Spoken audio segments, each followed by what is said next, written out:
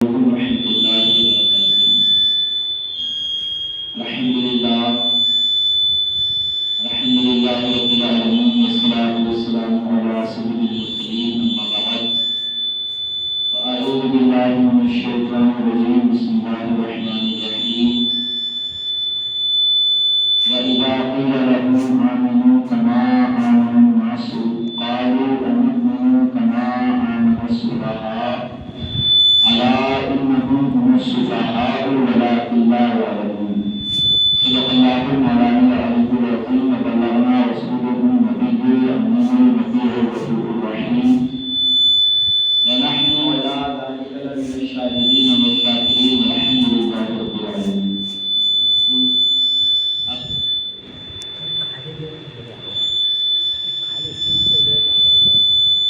رب اشرح لي صدري ويسر لي امري واحلل عقدة من لساني يفقهوا قولي، رب يسر ولا تعسر وتمم بالخير، رب زدني علما، حسبنا الله ونعم الوكيل، نعم المولى ونعم النصير۔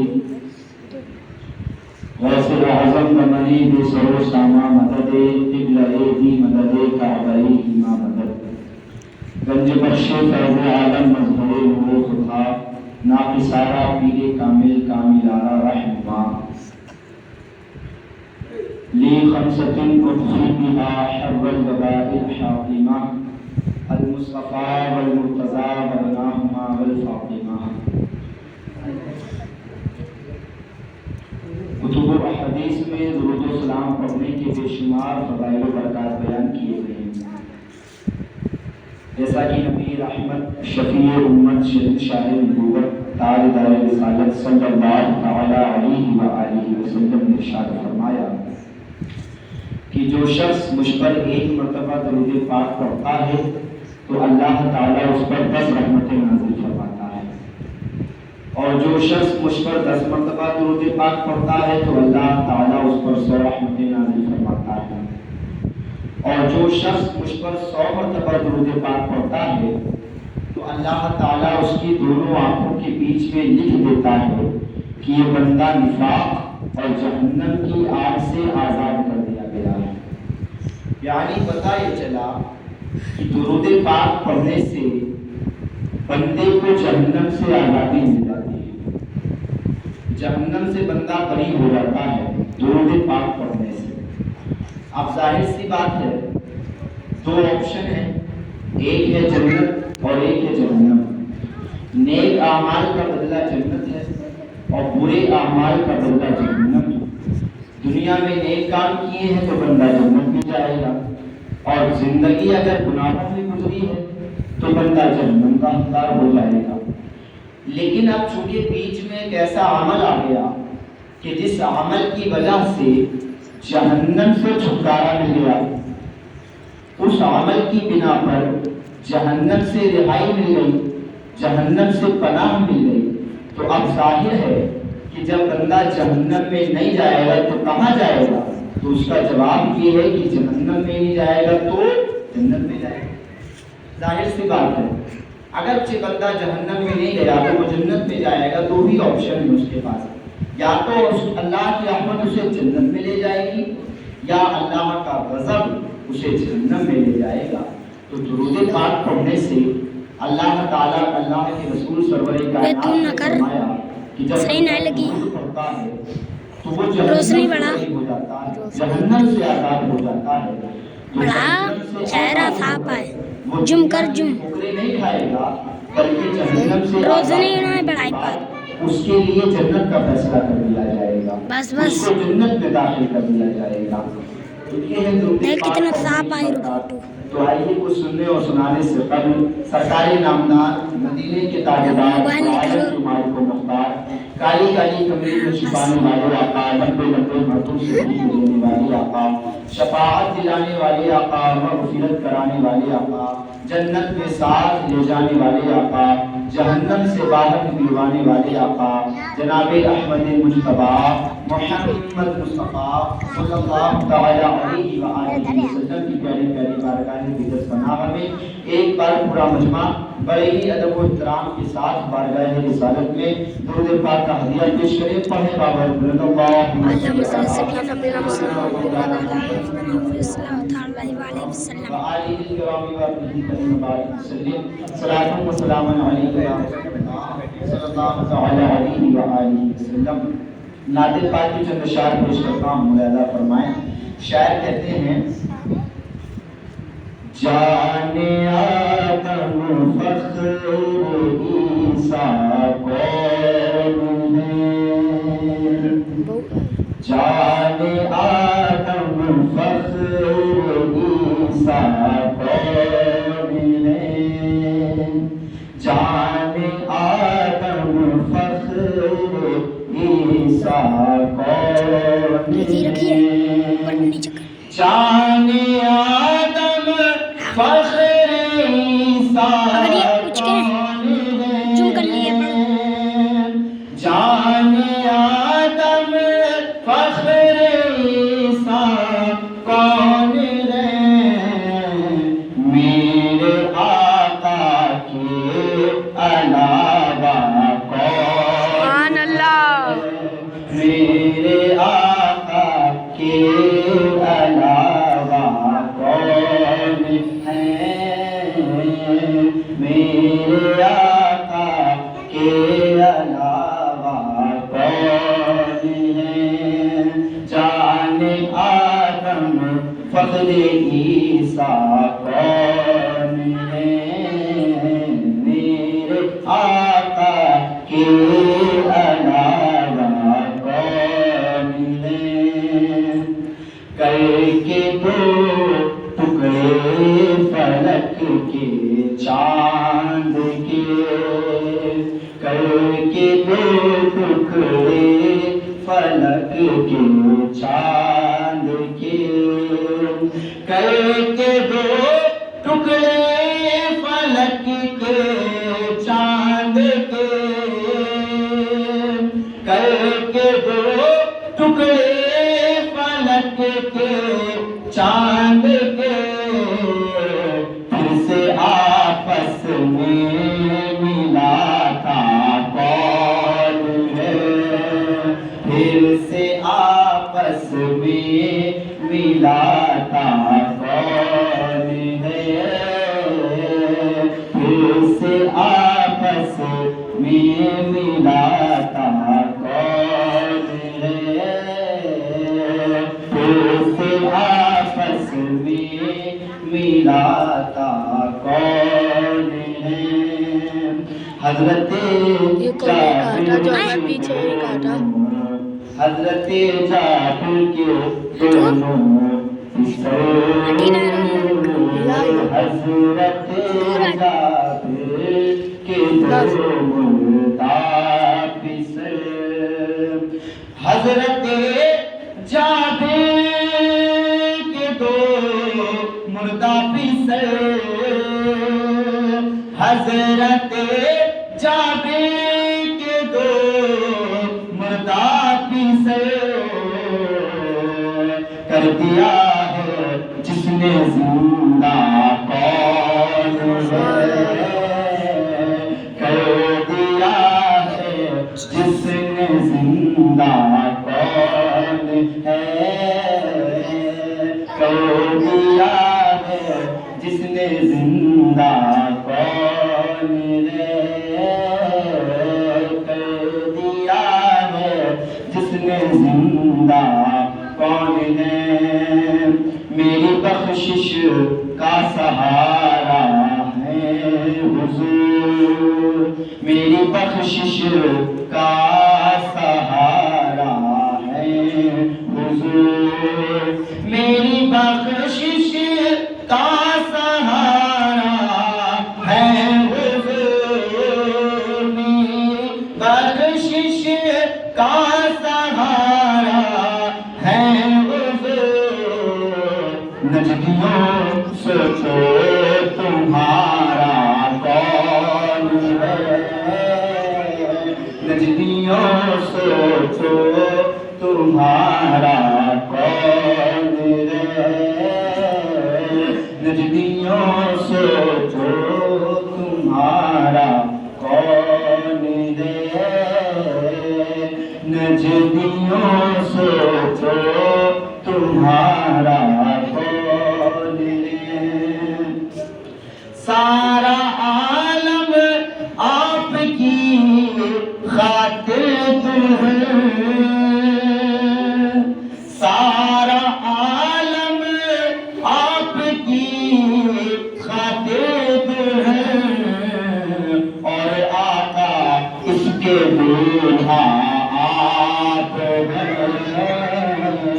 اور آقا اس کے دولہا آپ ہیں، اور آقا اس کے वंश बनामे तो सही बने वंश बनामे तो सही बने इनकी खबरें नहीं اس کے دولہا آپ ہیں، کعبہ اطہر ہے قبلہ ہم سب کا، کعبہ اطہر ہے قبلہ ہم سب کا، کعبہ اطہر ہے قبلہ ہم سب کا،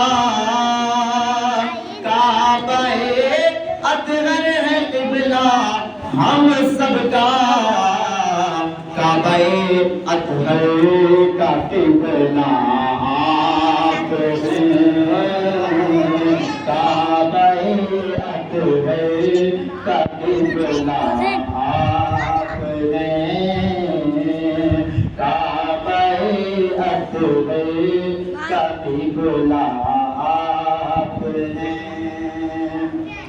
تفسیر شریف میں مفسرین فرماتے ہیں کعبہ معظمہ جو ہے مسجد حرام کی جو بیچوں بیچ جو کوٹری بنی ہے سب کعبہ اس کو کہتے ہیں، اور ہم لوگ جب نماز پڑھتے ہیں تو منہ کہاں کرتے ہیں؟ کعبے کی طرف کہتے ہیں نا، منہ میرا طرف کعبہ شریف کی مطلب کعبہ، ہمارے ہندوستان سے کعبہ پچھم کی طرف ہے تو ہم لوگ پچھم کی طرف منہ جاتے ہیں، ہم لوگ جب نماز پڑھتے ہیں تو منہ ہمارا کعبے کی طرف ہونا چاہیے، کیوں؟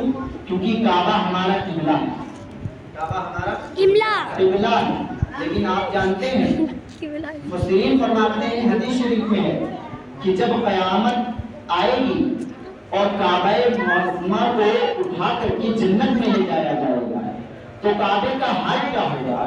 کعبے کا حال یہ ہوگا کہ جب کعبہ معظمہ جنت جا رہا ہوگا تو کعبہ کو دلہن کی طرح سجایا جائے گا، کس طرح سجایا جائے گا؟ دلہن کی طرح سجایا جائے گا، اور کعبہ مشرفہ دلہن کی طرح سجا ہوگا، اور دلہن کی طرح سج کر وہ جنت میں جانے سے پہلے حضور کے مدینے کی طرف اپنا منہ کرے گا اور حضور کے مدینے کی طرف جھک جائے گا، حضور کے مدینے کی طرف جھک جائے گا، یعنی پتہ یہ چلا ساری دنیا کعبے کی طرف منہ کر کے جھکتی ہے اور کعبہ میرے نبی کی طرف منہ کر کے جھکتا ہے، میرے نبی کی جانب جھکتا ہے، اسی لیے میرے امام بریلی کی چٹائی پہ بیٹھ کر کے کہہ دیتے ہیں کہ حاجیوں آؤ شہنشاہ کا روضہ دیکھو، کعبہ کو دیکھ چکے ہو اب کعبے کا بھی کعبہ دیکھو، کعبہ کو دیکھ چکے اب کعبے کا کعبہ دیکھو، یعنی کعبہ ہمارے لیے قبلہ ہے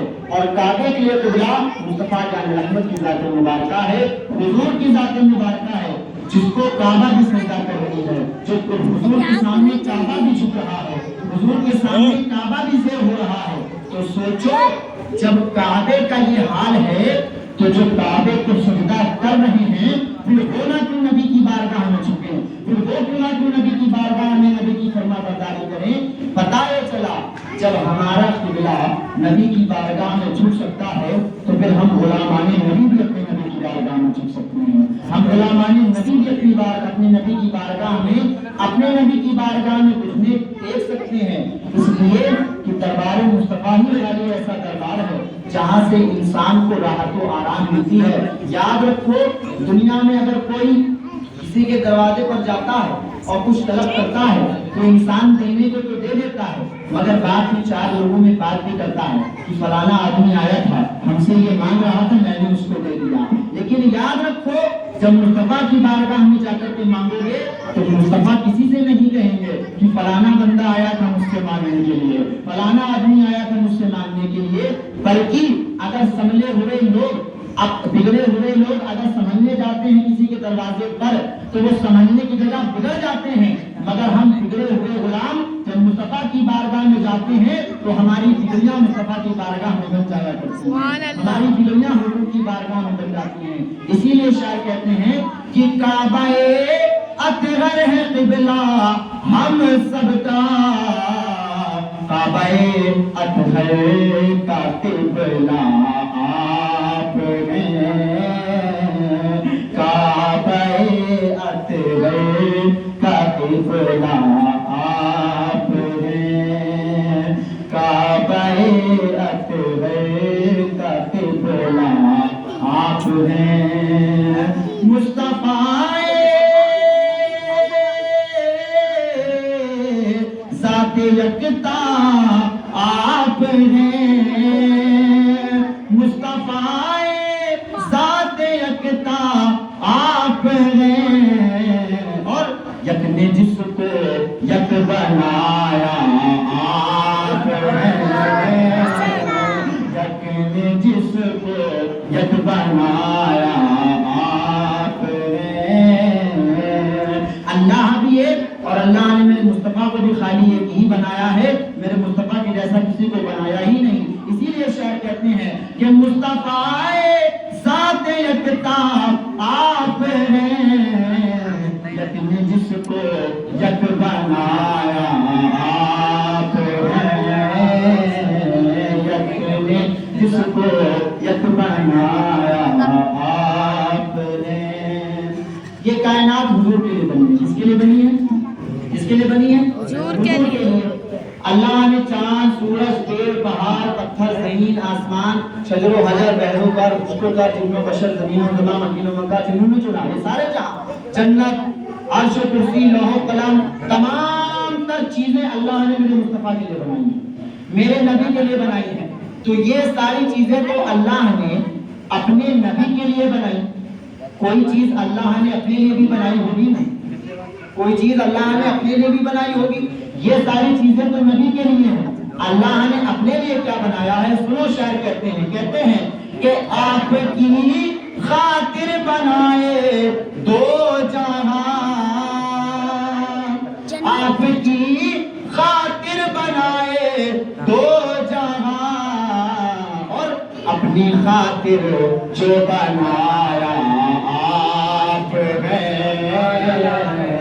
اپنی خاطر جو بنایا آپ ہیں، اپنی خاطر جو بنایا آپ ہیں، مصطفیٰ ذات یکتا آپ ہیں۔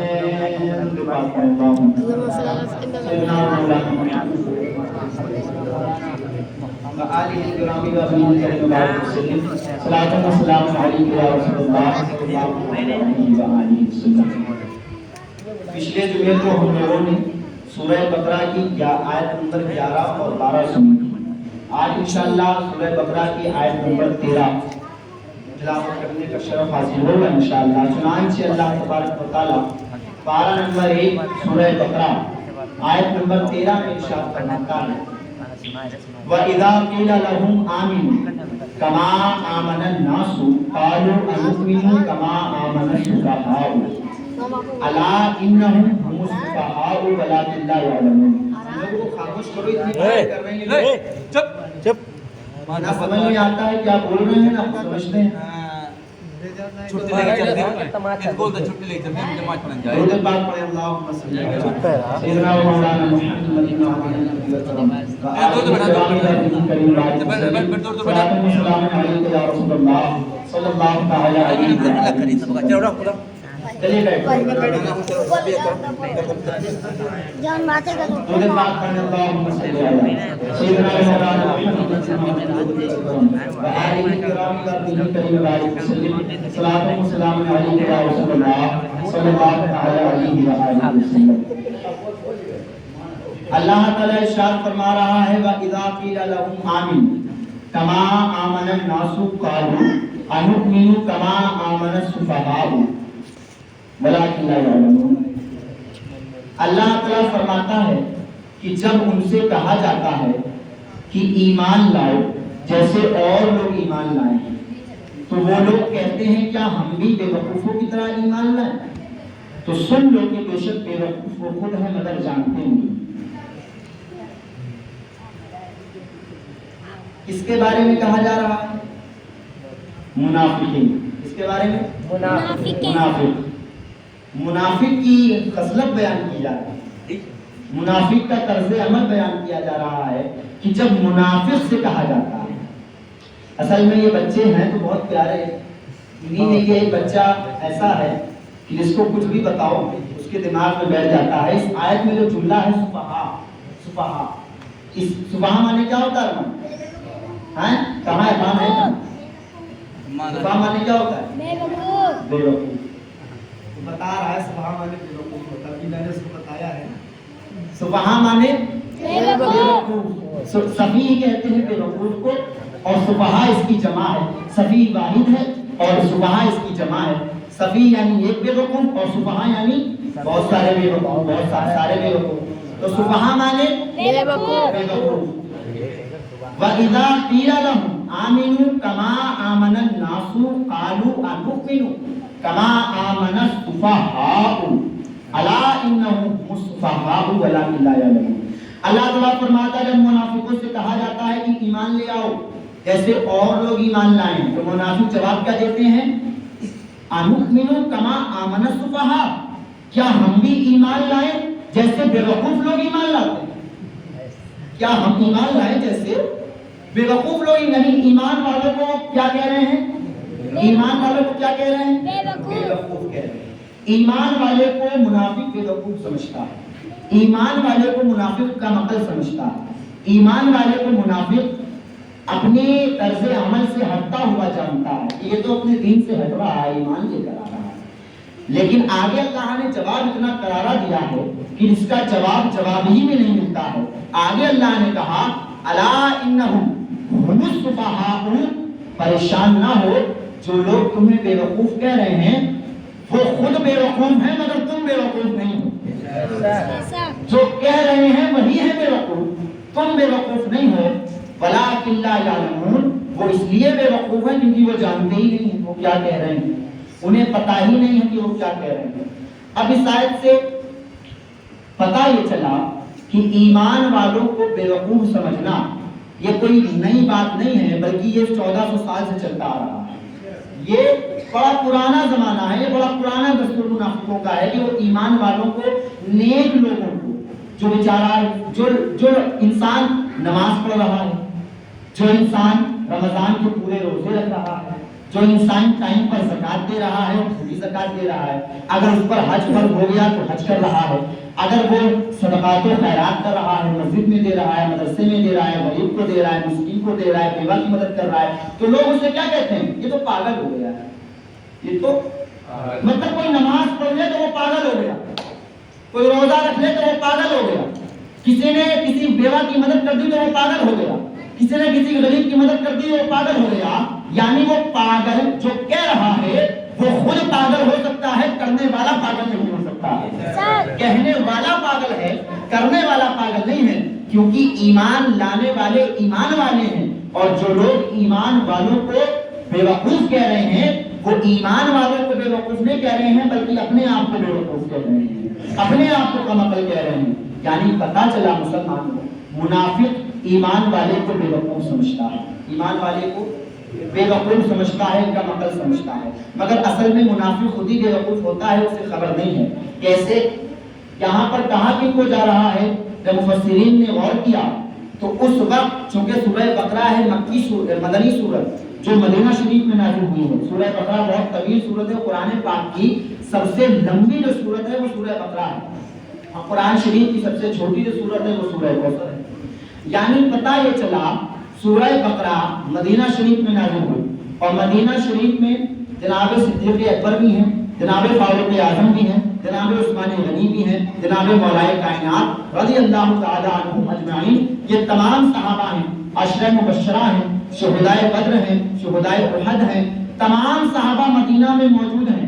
یعنی جب ان صحابہ نے ان منافقین کو سمجھایا کہ بھائی ایمان لے آؤ، کاہے نہیں لا رہے ہو ایمان، تو منافقوں نے جواب کیا دیا؟ چپ رہو، ہم بے وقوف تھوڑی ہیں جو ایمان لے کر آئے، وہ تو بے وقوف لوگ ہیں جو ایمان لاتے ہیں، وہ تو بے وقوف ہیں جو ایمان لائے ہیں، ہم بھی کیا ان کی طرح بے وقوفی کریں جو ایمان لے کر آئیں؟ تو بے وقوف انہوں نے کن کو کہا؟ جناب صدیق اکبر کو بے وقوف کہا، جناب فاروق اعظم کو بے وقوف کہا، جناب عثمان غنی کو بے وقوف کہا، جناب مولائے کائنات کو بے وقوف کہا، عشرہ مبشرہ کو بے وقوف کہا، شہدائے بدر کو بے وقوف کہا، شہدائے احد کو بے وقوف کہا، صحابہ کی جماعت کو بے وقوف کہا۔ وہ صحابہ کا وہ مقام ہے، وہ مرتبہ ہے کہ بڑے سے بڑا غوث اعظم کیوں نہ ہو، بڑے سے بڑا قطب بھی کیوں نہ ہو، بڑے سے بڑا ابدال بھی کیوں نہ ہو، کوئی غوث، کوئی خواجہ، کوئی ابدال، کوئی ولی کسی صحابی کے قدموں کی دھول کے برابر بھی نہیں، کسی صحابی کے قدموں کی دھول کے برابر بھی نہیں ہے، چاہے جتنا بڑا ولی ہو۔ صحابہ کی شان یہ ہے کہ صحابہ کی شان کو اللہ نے قرآن میں بیان کیا ہے، صحابہ کی شان کو حضور نے اپنے اقوال سے بیان کیا ہے۔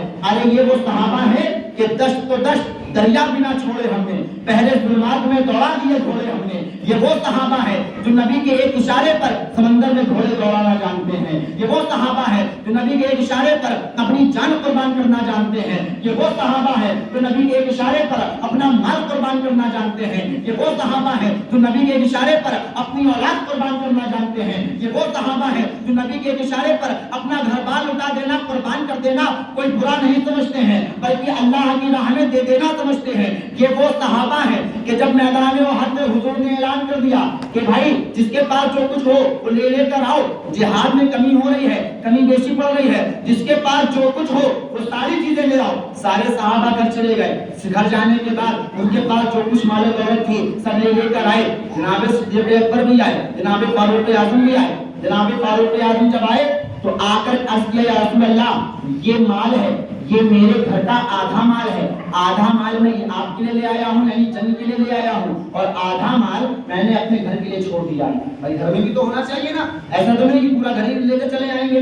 آدھا مال میں یہاں کے لیے لے آیا ہوں، آدھا مال گھر پہ چھوڑ کر کے آیا ہوں۔ حضور نے فرمایا بہت اچھا۔ اس کے بعد صدیق اکبر آئے۔ جناب صدیق اکبر جب آئے تو آج ہمارے کرتوں میں بٹن لگا ہے، آج کسی کو دیکھا ہے کہ بٹن کی جگہ کوئی تاگا گھسائے ہو، بٹن کی جگہ کوئی سوئی سے اپنے دامن کو باندھے، سوئی سے اپنے سینے کو سلے ہو؟ نہیں، آج غریب سے غریب آدمی جب کرتا شرٹ پہنتا ہے تو اس میں بٹن لگا ہوتا ہے، لگا ہوتا ہے کہ نہیں؟ جی۔ صدیق اکبر جب آئے تو آنے کے بعد آپ کے کرتے پہ پیبند گلا ہوا کرتا پہنے ہیں اور سارے کے سارا مال حضور کی بارگاہ میں پیش کر دیا۔ حضور نے پوچھا ابو بکر گھر پہ کچھ چھوڑ کر نہیں آئے ہو؟ کہا یا رسول اللہ گھر پر اللہ اور اللہ کا رسول چھوڑ کر کے آیا ہوں، گھر پر اللہ چھوڑ کر کے آیا ہوں اور اللہ کا رسول چھوڑ کر کے آیا ہوں، باقی سارا مال میں آپ کی راہ میں آپ کی بارگاہ میں لے آیا ہوں، سارا مال میں آپ کے قدموں میں لے آیا ہوں۔ تو یہ وہ صحابہ ہیں جو نبی کے ایک اشارے پر اپنا پورا مال لے کر آ جاتے ہیں۔ یہ وہ صحابہ ہیں کہ صحابی کی شان کا حال یہ ہے کہ دیکھیے، مثال کے طور پر مثال دے رہا ہوں سمجھانے کے لیے۔ آج ہمارے پاس گھڑی ہے، وقت ہے، ٹائم دیکھا جا سکتا ہے، لیکن یہ پہلے نہیں تھا۔ پہلے سورج کے ذریعے وقت کا پتہ لگایا جاتا تھا، سورج طلوع ہو رہا ہے کب غروب ہو رہا ہے۔ آج ہندوستانی وقت کے مطابق کوئی آدمی 10 بجے ایمان لایا، کتنے بجے؟ 10 بجے ایمان لایا۔ دیکھیے صحابی نماز سے نہیں بنتا ہے آدمی، صحابی روزے سے نہیں بنتا ہے، صحابی حج و زکات سے نہیں بنتا ہے، صحابی بنتا ہے تو مصطفیٰ کی نظر سے بنتا ہے۔ صحابی کی ڈیفینیشن کیا ہے؟ صحابی کی ڈیفینیشن یہ ہے کہ جس نے ایمان کی حالت میں حضور کو دیکھا اور ایمان ہی کی حالت میں مر گیا وہ صحابی ہو گیا۔ ایمان کی حالت میں اس نے دیکھا اور ایمان ہی کی حالت میں اسے موت آئی وہ کیا ہو گیا؟ صحابی ہو گیا۔ تو ایمان کی حالت میں مرنا شرط ہے صحابی کے لیے۔ اگر وہ ایمان کی حالت میں مرا نہیں ہے تو صحابی نے جیسے ابو جہل نے تو دیکھا تھا حضور، دیکھا تھا نا، مگر صحابی نہیں ہے، صحابی نہیں ہے، کیونکہ وہ ایمان کی حالت میں مرا نہیں. تو جو ایمان کی حالت میں مرا نہیں، اس نے حضور کو دیکھا نہیں، وہ صحابی ہو نہیں سکتا ہے. تو ابو جہل نے حضور کو دیکھا تو اگر ایمان کی حالت میں دنیا سے نہیں گیا، کفر کی حالت میں گیا، تو وہ صحابی نہیں ہوا. لیکن جناب صدیق اکبر جنہوں نے حضور کو ایمان کی حالت میں دیکھا اور ایمان کی حالت ہی میں موت پائی، تو وہ کیا بن گئے؟ کیا بن گئے؟ تو پتہ یہ چلا صحابی کسی عمل سے نہیں بنتا ہے، مصطفیٰ کی نظر سے بنتا ہے، مصطفیٰ کی نظر کرم سے بنتا ہے. اب ہندوستانی وقت کے مطابق کوئی آدمی 10 بجے ایمان لایا، 10 بجے ایمان لایا، اس نے حضور کو دیکھا، صحابی ہو گیا، آدھا صحابی ہو گیا. وہ بھی آدھا باقی ہے، اگر ایمان کی حالت سے مرے گا تو پورا صحابی ہو جائے گا. آدھا ہو گیا نا، آدھا صحابی بن گیا، ایمان لایا، حضور کو دیکھا، صحابی ہو گیا. 10 بجے ایمان لایا، حضور کو دیکھا، 11 بجے مر گیا، 11 بجے مر گیا. بولو صحابی ہے کہ نہیں؟ ہے کہ نہیں؟ ڈیفینیشن پوری اتر رہی ہے کہ نہیں؟ کہ جو ایمان کی حالت میں حضور کو دیکھے اور ایمان ہی کی حالت میں دنیا سے جائے، وہ کیا ہو جائے؟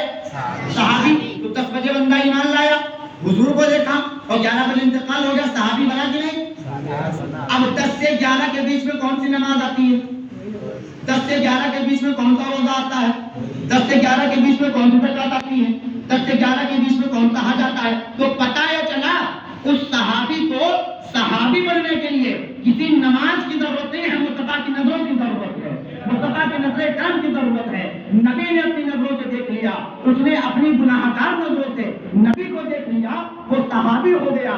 پتہ یہ چلا صحابی بننے کے لیے کسی عمل کی ضرورت نہیں پڑتی ہے، مصطفیٰ کی نظر کی ضرورت پڑتی ہے، مصطفیٰ کی نظر کرم کی ضرورت پڑتی ہے. تو صحابی اسے کہتے ہیں جس نے حضور کو ایمان کی حالت میں دیکھا اور ایمان ہی کی حالت میں دنیا سے چلا گیا، وہ صحابی ہو گیا. تو یہ صحابہ کا مقام ہے، یہ صحابہ کی شان ہے، یہ صحابہ کا مرتبہ ہے. اور وہی صحابی 10 بجے ایمان لایا، 11 بجے مر گیا، وہ صحابی اس نے ایک نماز نہیں پڑھی، ایک روزہ نہیں رکھا، ایک حج نہیں کیا، ایک زکات نہیں دی، مگر مرتبہ جانتے ہیں وہ سے آدمی سے بھی بڑا ہے، مرتبہ خواجہ اجمیر سے بھی بڑا ہے، مرتبہ صابر کلیہ سے بھی بڑا ہے، مرتبہ مخدوم اشرف جہانگیر سمنانی سے بھی بڑا ہے. تو پتہ یہ چلا مسلمانوں، اگر عبادت سے جنت ملتی ہوتی تو ابلیس سب سے بڑا جنتی ہوتا، ابلیس سب سے بڑا جنتی ہوتا، کیونکہ سب سے زیادہ عبادتیں ابلیس نے کر رکھی تھی. ابلیس تو عابد تھا، عابد، مگر نبی کی گستاخی کر دیا تو عابد سے کافر بنا دیا گیا، عابد سے مردود بنا دیا گیا، عابد سے جنت سے نکال دیا گیا. تو پتہ یہ چلا عبادتوں کے بھروسے نہ رہنا کہ نماز پڑھ رہے ہیں تو جنت ضرور ملے گی، نہیں، بھروسے اللہ کی رحمت کے رہنا کہ اگر اللہ کی رحمت ہوئی تو نماز پڑھ رہے ہیں جنت مل جائے گی، اور اگر اللہ کی رحمت نہیں ہوئی تو نماز چاہے جتنا پڑھیں جنت ملنے تو نہیں ہے. تو بے وقوف کہا جا رہا ہے صحابہ کو. کس کو کہا جا رہا ہے؟ صحابہ کو بے وقوف کہہ رہے ہیں. اللہ اکبر. اب حدیث شریف سن لو. حضور فرماتے ہیں اصحابک النجوم بأیہم اقتدیتم اہتدیتم. فرمایا میرے صحابہ ستاروں کی طرح ہیں، ان میں سے جس کی پیروی کرو گے نجات پا جاؤ گے، ان میں سے جس کی پیروی کرو گے نجات پا جاؤ گے. آج ہائی وے پر آپ لوگوں نے دیکھا ہوگا بورڈ لگے ہوتے ہیں، کانپور 80 کلومیٹر، فرغ آباد 6 کلومیٹر، مسائی گنج 22 کلومیٹر، تیروا 14 کلومیٹر. کیا رہتا ہے؟ آج راستے پتہ ہے یہ کتنے کلومیٹر یہاں سے کام ہونا ہے. اب تو وہ موبائل میں آ گیا ہے، اولا پتہ نہیں کیا ہے، ہم تو جانتے بھی نہیں ہے. اس کو چیک کرو اور جہاں جانا ہے جاؤ، وہ راستہ بتاتا رہے گا، آپ چلتے رہو، راستہ بتا رہا ہے آپ چلو. اب تو اتنی فیسلٹیز ہیں راستہ معلوم کرنے کے لیے، لیکن پہلے کے زمانے میں نہ کلومیٹر کی مشین تھی، نہ کلومیٹر ناپا جاتا تھا، نہ کوئی ایسے بورڈ ہوتے تھے. تو راستہ معلوم ہے کس سے پتہ کیا جاتا تھا؟ ستاروں کے ذریعے. کس سے؟ ستاروں کے ذریعے راستہ معلوم کیا جاتا تھا. آسمان میں اتنے سارے ستارے ہیں، کوئی بندہ کسی ایک ستارے کو بھی پکڑ لیتا تھا اور وہ ستارہ اسے اس کی منزل تک پہنچا دیتا تھا. اس ستارے کے ذریعے وہ اپنی منزل تک پہنچ جاتا تھا. تو حضور نے مثال دی ہے کہ جیسے تم دنیا میں ستارے کے ذریعے اپنی منزل تک پہنچ جاتے ہو، یہی مثال میرے صحابہ کی طرح ہے کہ میرے صحابہ ستاروں کی طرح ہیں. بہت سارے صحابہ ہیں، ان ستاروں میں سے کسی ایک تارے کی بھی پیروی کر لو گے جنت تک پہنچ جاؤ گے، کسی ایک تارے کی بھی پیروی کر لو گے تو راہ نجات تک پہنچ جاؤ گے. یعنی پتہ یہ چلا حضور نے فرمایا میرے صحابہ ستاروں کی طرح ہیں، ان میں سے جن کی پیروی کرو گے نجات پا جاؤ گے. دوسری جگہ حضور فرماتے ہیں جو شخص اللہ کے کسی ولی سے دشمنی کرتا ہے، اللہ کے کسی ولی سے دشمنی کرتا ہے تو اللہ اس سے اعلان جنگ کر دیتا ہے، اللہ اس سے اعلان جنگ کر دیتا ہے۔ اب آج 2024 میں جو سب سے طاقتور ملک ہے وہ امریکہ ہے، امریکہ کا مقابلہ کوئی نہیں کر سکتا ہے، اس کے پاس جو طاقت ہے وہ طاقت بر وقت اس وقت دنیا میں کسی کے پاس نہیں ہے، سب سے مضبوط اس وقت امریکہ ہے۔ اگر امریکہ یہ اشتہار میں یہ خبر چھپوا دے کہ ہندوستان پر حملہ ہونے والا ہے، اگر وہ یہ کہہ دے کہ ہندوستان پر حملہ ہونے والا ہے، تو یہاں کے وزیر اعظم کا طرز عمل کیا ہوگا؟ وزیر اعظم سینہ تان کے کھڑا ہو جائے گا کیا کہ کرو حملہ جیسے ذرا دنیا میں؟ نہیں، اس کے پاس طاقت ہی نہیں ہے۔ یہاں کے وزیر اعظم کے پاس طاقت نہیں ہے کہ امریکہ کا بار جھیل لے، کیونکہ امریکہ کے پاس بہت بڑا بار ہے اور ہم لوگوں کو جھیلنے کی طاقت نہیں ہے۔ تو پتہ یہ چلا جب دنیا کی کسی طاقت کو ہم نہیں جھیل سکتے ہیں تو وہ مالک حقیقی جو سارے کائنات کا رب ہے، جب وہ کسی سے جنگ کرے گا تو اس سے کون جنگ جیت سکتا ہے، اس سے کون لڑائی جیت سکتا ہے، اس سے کون جھگڑا جیت سکتا ہے؟ تو پتہ یہ چلا جو شخص اللہ کے ولی سے دشمنی کرتا ہے اللہ اس سے اعلان جنگ کر دیتا ہے، اللہ اس سے کہہ دیتا ہے آ جاؤ میدان میں۔ اب جس کی ضرورت ہے وہ اللہ سے لڑ کے دکھائے، جس کی ضرورت ہے وہ اللہ کے سامنے اپنی تلواروں کو میانوں سے باہر نکالے۔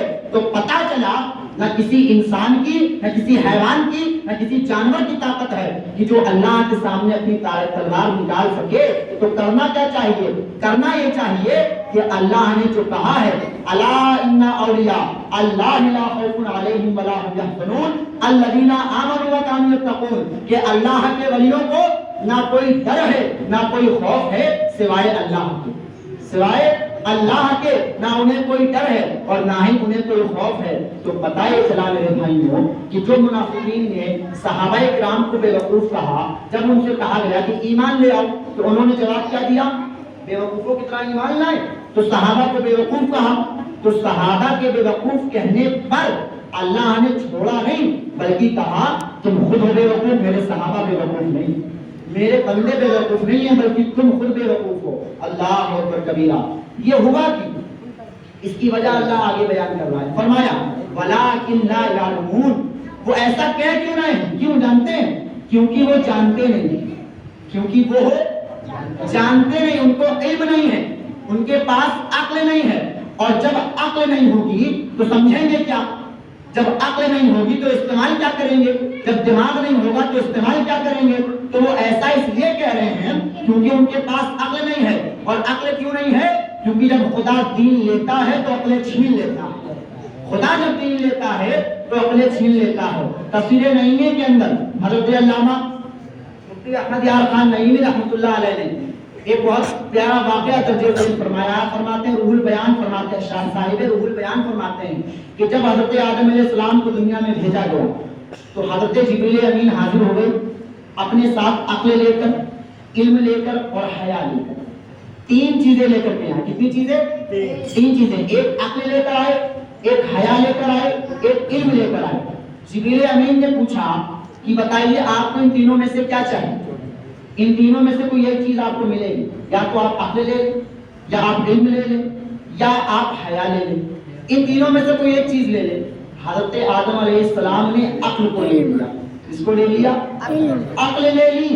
اب جب عقل لے لی تو بچے کیا؟ علم اور حیا، دو چیزیں بچی۔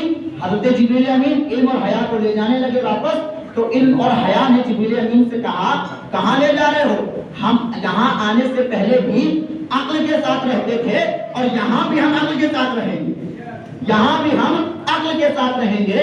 یعنی پتہ یہ چلا اگر حضرت آدم علم کو چوز کر لیتے، اگر حضرت آدم حیا کو چن لیتے تو عقل چلی جاتی۔ عقل کو چن لیا تو عقل بھی مل گئی، حیا بھی مل گئی اور علم بھی مل گیا۔ پتہ یہ چلا عقل دماغ میں چلی گئی، حیا دل میں چلی گئی اور علم ہمارے دل میں پیوست ہو گیا۔ اس سے معلوم یہ ہوا جب انسان کے پاس عقل ہوتی ہے تب اس سے معلوم ہوتا ہے کہ یہ سیدھا راستہ ہے یا یہ سیدھا راستہ ہے، یہ صحیح راستہ ہے یا یہ صحیح راستہ ہے، یہاں جانا بہتر ہے کہ یہاں جانا بہتر ہے۔ اور یہ ہوگا کب؟ یہ ہوگا تب جب مصطفیٰ کے سچے غلام بن جائیں گے۔ اس کی مثال ایسے لے لو، دنیا میں برانڈ ہے، برانڈ جوتے کا برانڈ ہے، शर्ट का ब्रांड है, पैंट का ब्रांड है, कुर्ते का ब्रांड है, हर चीज का ब्रांड होता है। हर ब्रांड की कंपनी का नाम उसके कपड़े पे लिखा होता है, देखा होगा आप लोगों ने, लिखा होता है ना। जैसे ये जानमाज है, इसमें लिखा है मेड बाय तुर्की, यानी ये तुर्की की बनी हुई है। अब ये वहां से माल आया, यहाँ बिकना शुरू हो गया, अब इसमें मेड बाय तुर्की लिखा है, यानी इसकी कंपनी की मुहर इस पर लगी है, इसकी कंपनी की मुहर इस पर लगी है। तो कंपनी की मुहर कंपनी वाले लगाते क्यों है? ताकि हमारी चीज और आगे बढ़े, हमारी चीज का मर्तबा और बढ़े, हमारी चीज की रिफत और बढ़े। तो पता चला जब दुनिया की किसी चीज पर उसकी कंपनी अपनी मुहर लगाती है ताकि वो चीज एकदम पुख्ता हो जाए, वो चीज एकदम मुस्तकम हो जाए, तो इसीलिए मुसलमान के दिल पर दस्ते मुस्तफा की मुहर लगेगी। और जब मेरे मुस्तफा की मुहर हम लोगों के दिल पे लग जाएगी तो दुनिया भी हमें मोमिन कहेगी, अल्लाह भी हमें मोमिन कहेगा, अल्लाह के नबी भी हमें मोमिन कहेंगे, अल्लाह के बंदे भी हमें मोमिन कहेंगे। और याद रखो, ईमान खाली इसका नाम नहीं है कि अल्लाह को मान लिया, रसूल को मान लिया, किताबों को मान लिया। ईमान असल में कहते उसको हैं कि जब आस पास कोई ना नजर आए, जब आगे पीछे कोई ना दिखाई पड़े, जब आगे पीछे सामान्य हाल कोई ना हो, हाल पूछने वाला कोई ना हो, मदद करने वाला कोई ना हो, ईमान उसको कहते हैं कि जब बंदे के पास माल ना हो, जब बंदे के पास माल ना हो। माल जब होता है तब आदमी क्या कहता है जानते हैं? आदमी कहता है हमें कोई दिक्कत नहीं, अल्लाह बहुत बड़ा है। क्या आदमी कहता है? अल्लाह बहुत। जब अंदर रखा है, जब तिजोरी में भरा है, तब आदमी कह रहा है अल्लाह बहुत बड़ा है। और जब तिजोरी खाली है तब आदमी कह रहा है यार क्या करे, बहुत परेशान है, यार क्या करे, अब अल्लाह छोटा हो गया ना। उस टाइम अल्लाह बड़ा था, अब अल्लाह छोटा हो गया। नहीं जी, अल्लाह कभी छोटा नहीं हो सकता है। मेरा रब कल भी बड़ा था, आज भी बड़ा है और क़यामत तक हमेशा बड़ा रहेगा। असल में मसला हमारा है, जब हमारे पास माल आता है तो अल्लाह पर भरोसा करना शुरू कर देते हैं, और जब माल जाता है तो भरोसा खत्म कर देते हैं।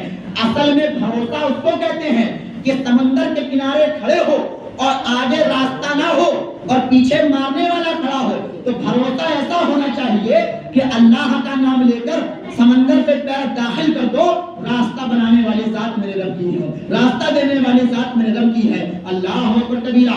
जब बनी इस्राइल ने हजरत मूसा पर हमला किया, हजरत मूसा की कौम पर हमला किया, तो हजरत मूसा दरिया पर पहुंचे। अब आगे दरिया है, पीछे फौज है, हजरत मूसा बड़े परेशान हुए कि अब क्या करें, मेरी कौम बर्बाद हो जाएगी, मेरी कौम मारी जाएगी, मेरी कौम तबाह हो जाएगी, मैं मारा जाऊंगा, दिन खत्म हो जाएगा। बड़े परेशान हुए। अल्लाह ने फरमाया मूसा परेशान ना हो, दरिया में पैर रखना तुम्हारा काम है, दरिया में रास्ता बनाना हमारा काम है, दरिया में रास्ता बनाना हमारा काम है। और फिर हुआ यही कि अपना आसा मारा दरिया पर, तो दरिया में बीच में रास्ता बन गया और उस रास्ते से जनाब मूसा पार हो गए। तो असल में तवक्कुल इसे कहते हैं, भरोसा इसे कहते हैं, यकीन इसे कहते हैं कि जब चारों जानिब कुछ ना नजर आए तब अल्लाह पर भरोसा किया जाए, तब मालिक पर भरोसा किया जाए, उसे कहते हैं असल ईमान वाला, उसे कहते हैं असल मोमिन। और जब बंदा ऐसा मोमिन बन जाता है तो परेशान होने की जरूरत नहीं है। आज अगर कोई आदमी नमाज पढ़ना शुरू कर देता है, उससे कई लोगों ने आकर के कहा कि नमाज पढ़ते हैं तो खानदान वाले मजाक उड़ाते हैं, कलन से मजाक उड़ाते हैं कि ये तो एक मुल्ला बन गया है, ये तो नमाज पढ़ने लगा है। तो देखो बेटा, नमाज पढ़ना अगर कोई ताना कर रहा है कि हाँ ये तो मुल्ला हो गया, अभी मरी क्या, अरे यार पढ़ लेना नमाज, पढ़ लेना, चले जाना मुझे अभी क्या टाइम ही है। नहीं जी, परेशान ना हो, ये दस्तूर आज का नहीं, ये दस्तूर पुराना चलता आ रहा है, ये दस्तूर पुराना है। तो जब मुनाफिकीन ने ईमान वालों को कहा कि तुम लोग बेवकूफ हो, तो मुनाफिकीन ने तलवारें नहीं निकाली, मुनाफिकीन लड़ने नहीं चले गए थे, बल्कि मुनाफिकीन ने कहा था अगर हम बेवकूफ हैं तो हमें पता चल जाएगा, और अगर तुम बेवकूफ हो तो तुम्हें पता चल जाएगा। फिर अल्लाह ने मुनाफिकों का हाल ऐसा किया कि मस्जिद नबवी है, जुमे का दिन है, हुजूर मिंबर पर खड़े हैं और मिंबर पे खड़े होकर हुजूर ने नाम ले लेकर मुनाफिकों को मस्जिद से बाहर करना शुरू कर दिया कि ए तुम उठो मस्जिद से बाहर जाओ, ए तुम उठो मस्जिद से बाहर जाओ, तुम उठो मस्जिद से बाहर जाओ। मुनाफिकों को अल्लाह ने ऐसे दलील किया, ऐसे रुस्वा किया। अब जब हुजूर ने मस्जिद नबवी में मुनाफिकों को भगाया तो सारे मुनाफिक बाहर चले गए, सारे मुनाफिक बाहर चले गए। अब जब बाहर गए तो फारूक आजम आ रहे थे, उनको लेट हो गया था सुबह में आने में। अब फारूक आजम जब आने लगे तो देखते क्या है कि ये लोग तो बाहर आ रहे। अब मुनाफिक की डिफिनेशन मैंने आपको क्या बताई थी, जो ऊपर से मुसलमान और अंदर से काफिर ऊपर से मुसलमान और अंदर से काफिर फारूक आजम को तो यही लगा कि ये तो मुसलमान है। फारूक आजम ये लगा शायद जुमा हो गया है, मुझे देर हो गई, शायद जुमा हो गया है, ये लोग पढ़ करके आ गए हैं जुमा, मुझे देर हो गई है। फारूक आजम ने उनमें के किसी एक आदमी से पूछा, क्या बताओ जुमा हो गया है? तो एक मुनाफिक बोला, हाँ हाँ जुमा हो गया, हाँ हाँ जुमा हो गया। झूठ बोल दिया कि नहीं हम लोग जुमा नहीं हुआ, हम लोग भगाए गए, हम लोग को भगा दिया गया, जुमा हुआ नहीं, हम लोग को मस्जिद से भगा दिया गया। उनमें का सरदार बोला, तुम पागल हो गए हो क्या? मैंने जानबूझ के झूठ बोला है, अगर मैं झूठ ना बोलता ना तो नबी ने तो हमें खाली मस्जिद से निकाला है, उमर ने हमें दुनिया ही से निकाल देना था। उमर हमें दुनिया ही से निकाल देते, लिहाजा दुनिया से बचने के लिए, उमर से बचने के लिए मैंने झूठ बोल दिया कि हाँ जुमा हो गया है। पता है चला मुनाफिक जो होता है वो नबी वालों अल्लाह के गुलामों से, अल्लाह के बंदों से ऐसा लड़ता है, ऐसा कांपता है, ऐसा डरता है कि उसे झूठ बोलने के अलावा कुछ समझ में नहीं आता है। तो मेरे भाइयों, बस अर्ज करने का मकसद ये है कि पहली बात तो इबादत करो, पहली बात तो इबादत करो। इसकी अगली बात समझाने के पहले यही बात समझाना जरूरी है कि पहली बात तो आप लोग खुद ही को हो। अब आज हाल देख लीजिए, आज कितने लोग हैं और क्या कर रहे हैं। अगर अभी जाकर के देखा जाए, गांव का मुआयजा किया जाए, तो कोई चबूतरे पर बैठा है, कोई दरवाजे पर बैठा है, कोई अपने दरवाजे पर बैठ के बातें कर रहा है, कोई अपने दरवाजे पर बैठकर अपनी दुनिया, अपनी जवानी की किस्से सुना रहा है। हमको जवानी में ऐसे थे, हमने तो जवानी में ये किया, हमने तो जवानी में ये किया। कोई अपनी आखिरी की बात बता रहा है, यार मेरा क्या बनेगा। अरे वहां क्या कर रहे हो? कामयाबी यहाँ इंतजार कर रही है, कामयाबी यहाँ मुंतजिर है, और चबूतरे पे बैठे बैठे बातें बना रहे हो।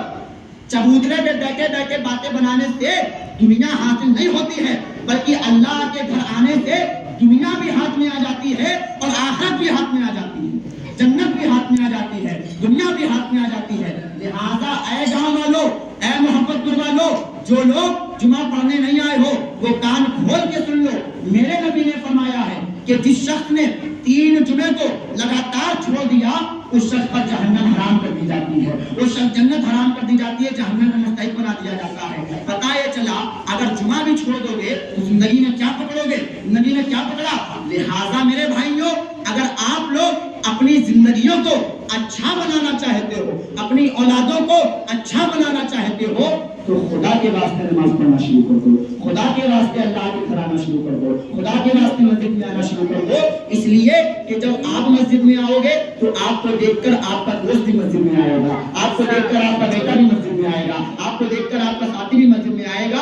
और जब ऐसे एक एक करते करते करते करते मस्जिद में आना लोग शुरू हो जाएंगे तो फिर एक वक्त ऐसा भी आता है कि मस्जिदों में जगह नहीं बचती है, दरी आगे बिछानी पड़ती है, दरी बाहर बिछानी पड़ती है। अल्लाह तबारक व तआला की दुआ है मौला अल्लाह ताला हम सबको अमल की तौफीक अता फरमाए और मुनाफिकीन की शर से महफूज रखे। आमीन। व आखिर दवाना अल्हम्दुलिल्लाहि रब्बिल आलमीन। अस्सलामु अलैकुम व रहमतुल्लाहि व बरकातहू।